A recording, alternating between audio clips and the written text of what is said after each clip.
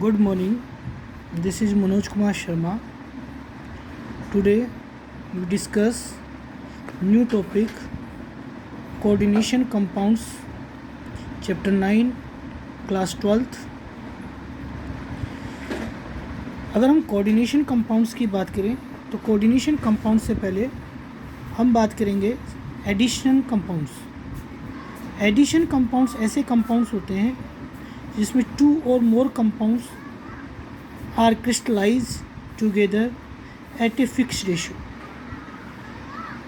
दो या दो से अधिक जो कंपाउंड्स होते हैं उनको क्रिस्टलाइज किया जाता है एक फ़िक्स रेशियो में। उन्हें हम एडिशन कंपाउंड्स या उनको हम मोलिकुलर कंपाउंड्स कहते हैं। एग्जाम्पल की अगर हम बात करें तो potassium formula K2SO4 Al2SO4 whole thrice 24H2। Mohr salt FeSO4 NH4 whole twice SO4 6H2। Carnallite KCl MgCl to 6H2। K4 FeCN6 Cu NH3 whole 4 SO4। Potassium AgCN whole twice.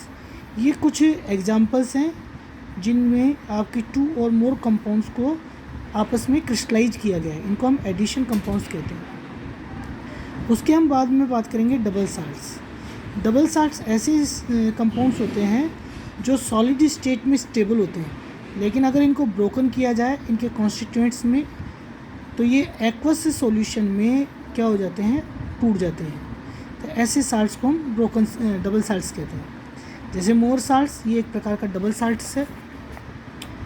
Next हम बात करेंगे complex compounds की। Complex compounds ऐसे compounds होते हैं जो solid state में अपनी आइडेंटिफिकेशन को शो करते हैं, साथ ही साथ वो एक्वस स्टेट में भी अपनी आइडेंटिटी को शो करते हैं। इनको सेपरेट नहीं करके हम इनको शो नहीं कर सकते, या ये कहें कि इनकी जो प्रॉपर्टी है वो सेपरेट फॉर्म में हम गेन नहीं कर सकते। जैसे पोटेशियम हेक्सासाइनो आयरन जो है उसको हम अलग अलग उनकी प्रॉपर्टीज़ को शो नहीं कर सकते।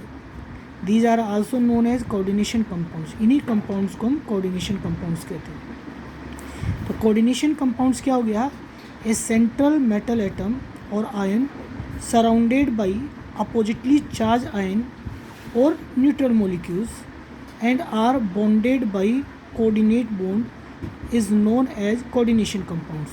यानी ऐसे कंपाउंड्स जो कोऑर्डिनेट बॉन्ड से बॉन्डेड हो, जो सेंट्रल एटम के चारों ओर आपके अपोजिटली चार्ज आयन्स भी हो सकते हैं और न्यूट्रल मॉलिक्यूल्स भी हो सकते हैं। तो सेंट्रल मेटल एटम के चारों ओर अपोजिटली चार्ज आयन्स या न्यूट्रल मॉलिक्यूल्स कोऑर्डिनेट बॉन्ड के द्वारा जो बॉन्डेड होते हैं, ऐसे कंपाउंड्स को हम कोऑर्डिनेट या कोऑर्डिनेशन कंपाउंड्स कहते हैं। अब हम इनसे रिलेटेड कुछ टर्मिनोलॉजी की बात करेंगे। सबसे पहले central ion.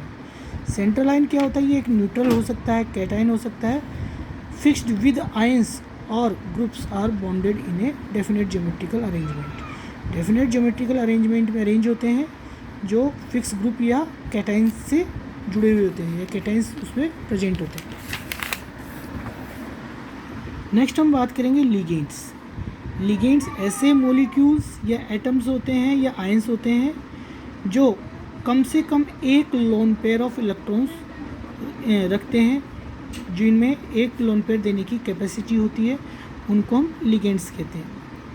In ligands that atom which make coordinate bond, ये जो लिगेंड्स हैं इनमें कोऑर्डिनेट बॉन्ड बनाने की कैपेबिलिटी होती है विद अ सेंट्रल एटम के साथ, by donating the lone pair of electrons, lone pair electron को दे करके। इनको डोनर एटम भी कहा जाता है। फॉर एग्जांपल जैसे अर्जेंटम और अमोनिया, इसके बीच में अगर हम बात करें तो अमोनिया का जो नाइट्रोजन है वो अर्जेंटम को क्या करता है, एक लोन पेयर देता है, इसीलिए इनके बीच में कोऑर्डिनेट बॉन्ड फॉर्म होता है।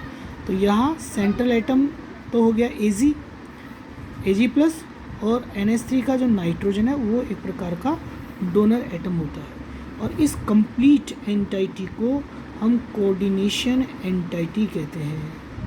तो इस प्रकार से हम कोऑर्डिनेशंस कंपाउंड्स में कुछ टर्मिनोलॉजी का यूज करते हैं जिसमें लिगेंड्स भी होते हैं और आपके सेंट्रल आयन भी होता है।